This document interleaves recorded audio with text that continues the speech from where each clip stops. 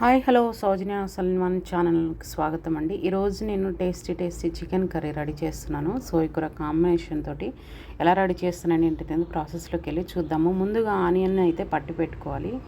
Onion plus మనకి వచ్చేసి వెల్లిపాయ, అల్లం అండి, మూడింటిని పట్టి పెట్టుకున్నాను. అది కొంచెం స్కిప్ అయిపోయింది, ఏమనుకోవద్దు. ఇప్పుడు మనము ఆనియన్ వేగుతూ ఉన్నప్పుడు ఉప్పు పసుపు వేసుకుందామండి. ఈ ఆనియన్ పేస్ట్ అనేది మంచిగా వేయించేసేసుకొని వేగాక మనము చికెన్ ముక్కలను కూడా వేసేసుకున్నాము. చాలా సింపుల్ అండి, ఈజీగా రెడీ చేసుకోవచ్చు అండి ఈ సోయ్ కూర చికెన్ కర్రీ అనేది. సోయ్ కూరని ఎక్కువగా చాలామంది లివర్ ఇవి ఫ్రై రెడీ చేసుకునేటప్పుడు ఎక్కువగా వాడుతూ ఉంటారు. ఒకసారి ఇలా చికెన్ కాంబినేషన్తో కూడా చేసుకొని చూడండి. ఎవరికైనా ఈ ఫ్లేవర్ నచ్చకపోతే స్కిప్ చేసేయండి. కానీ సోయ్ కూర మంచిది కాబట్టి నేను అప్పుడప్పుడు ఇలాగ చికెన్లో కూడా వేసి చేస్తూ ఉంటాను అనమాట. ఇప్పుడు మనం చికెన్ అయితే శుభ్రంగా కడిగేసి నీట్గా ఒక 3 టైమ్స్ శుభ్రంగా కడిగేసానండి. నీట్గా కడిగేసి ఇప్పుడు చికెన్ అయితే అందులో వేసేసి మంచిగా మనము ఫ్రై చేసుకున్నాము. దాంట్లో ఉన్న వాటర్ అన్నీ ఎగిరిపోయేటట్టుగా ఫ్రై చేసేసుకొని కొంచెంసేపు మూత పెట్టేసి బాగా మగ్గనిచ్చేసామనుకో చికెన్ మంచిగా ఉడికిపోతుంది. ఆ తర్వాత నేను ఏమేమి ఇంగ్రీడియంట్స్ వేస్తాననేది మీకు చూపిస్తాను. దీంట్లోకి పట్టే మసాలా కూడా నేను మీకు పూర్తి వివరంగా చూపిస్తానండి. ఏమి ఇంగ్రీడియంట్స్ వేస్తాను ఆ మసాలాలోకి అనేది కూడా మీకు చూపిస్తాను. ఇప్పుడైతే మసాలా చూసుకుందామనండి. ఫస్ట్ అయితే నేను డ్రై కోకోనట్ కొంచెం అంత తీసుకున్నాను అనమాట. అది కొంచెం వేయించేసుకోవాలి. అదేవిధంగా ధనియాలు 4-5 లవంగాలు ప్లస్ జీలకర్ర 2-3 చెక్క, లవంగాలు, ఒకటి వచ్చేసి ఇలాచి అండి. ఇవైతే వేసేసుకోవాలి.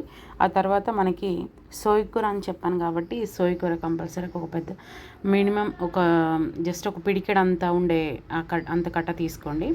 దాన్ని కూడా కట్ చేసి పక్కకు పెట్టుకోండి, శుభ్రంగా కడిగేసి. అదేవిధంగా దానికి సరిపడ 4-5 టమాటాలండి. నేను దీనికి వాయిస్ ఓవర్ ఇస్తున్నాను అనమాట. చికెన్ ఇది చాలా రోజుల క్రిందట చేసిన వీడియో. ఇప్పుడు చికెన్ అయితే తినకూడదని చెప్తున్నారు కదా, తింటలేమండి చికెన్ అయితే. కాకపోతే ఇది దగ్గర నేను ఒక 2 వీక్స్ బ్యాక్ రెడీ చేసిన వీడియో అనమాట. కాబట్టి ఇప్పుడు వాయిస్ ఓవర్ ఇస్తున్నాను. టైం సరిపోలేదు నాకు వీడియోకి చేసి పెట్టడానికి, అందుకోసం అనేసి నేను ఇలా చేస్తున్నాను. ఇప్పుడైతే మనం కారం వేసేసుకొని బాగా ముక్కలకి కలిపేసేసుకొని, అదేవిధంగా మనం సోయ్ కూర చెప్పాను కాబట్టి సోయ్ కూరను వేసేసుకున్నాను. అదేవిధంగా ఒక రెమ్మ కరివేపాకు కూడా వేసేసుకొని బాగా ఇలా కలిపేసేసుకొని బాగా మగ్గనివ్వాలన్నమాట. ఆ సోయ్ కూర అవంతా బాగా ఇట్లాగా మంచిగా దగ్గరగా అయిపోవాలి. అప్పుడు టేస్ట్ ఉంటుందన్నమాట మంచిగా. కొంతమందికి వాసన అనేది నచ్చదనమాట, సోయ్ కూర వాసన. అలాంటి వాళ్ళు స్కిప్ చేసేయండి. మామూలుగా మిగతాదంతా ప్రాసెస్ సేమ్ యాజ్ ఇట్ ఈస్గా చేసుకోండి. ఇప్పుడైతే ఒక 2-3 మినిట్స్ మనము మూత పెట్టేసి మగ్గనిద్దామండి. ఈ చికెన్ అంతా మంచిగా మగ్గింది అనుకోనికి మంచిగా ఫ్లేవర్స్ అన్ని పట్టుకొని బాగా టేస్టీగా ఉంటుంది. సోయ్ కూర అనేది హెల్త్కి మంచిది కాబట్టి అప్పుడప్పుడు సోయ్ కూరని డిఫరెంట్ వేస్లో వాడుతూ ఉండొచ్చండి. డిఫరెంట్ వేస్లో చికెన్ కానీ ఇంకా వెజిటేబుల్స్ కర్రీ పప్పు రెడీ చేసుకునేటప్పుడు కానీ ఇలాగ వాడుతూ ఉంటే మంచిది అనమాట. సోయ్ కూర తినడం వల్ల మనకి హెల్త్కి చాలా బెనిఫిట్స్ ఉన్నాయి. సోయ్ కూర బెనిఫిట్స్ గురించి కూడా నేను సపరేట్ వీడియో చేస్తాను మీకు.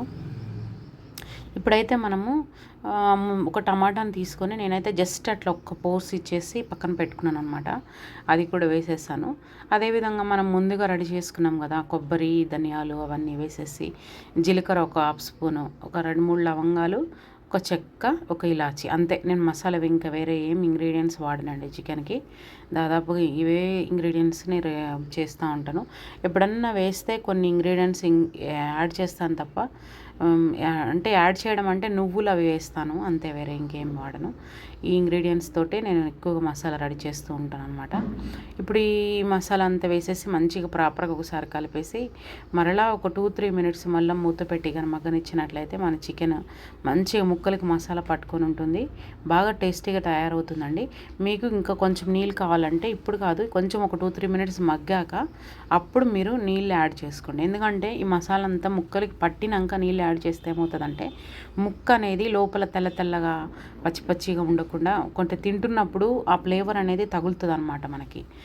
అందుకే నేను ఒక 2-3 మినిట్స్ మగ్గినాకనే నీళ్ళు వేసుకుంటున్నాను. అప్పుడు మనకి ఆ ముక్కలకు కూడా మంచిగా అది పట్టేసుకొని ఉంటుంది కాబట్టి కారం ఉప్పు మసాలా అంతా. కాబట్టి ముక్క తింటున్నప్పుడు మనకి అంటే ఏమంటారు టేస్ట్ లెస్గా అనిపించదు అనమాట, మంచిగా ఉంటుంది.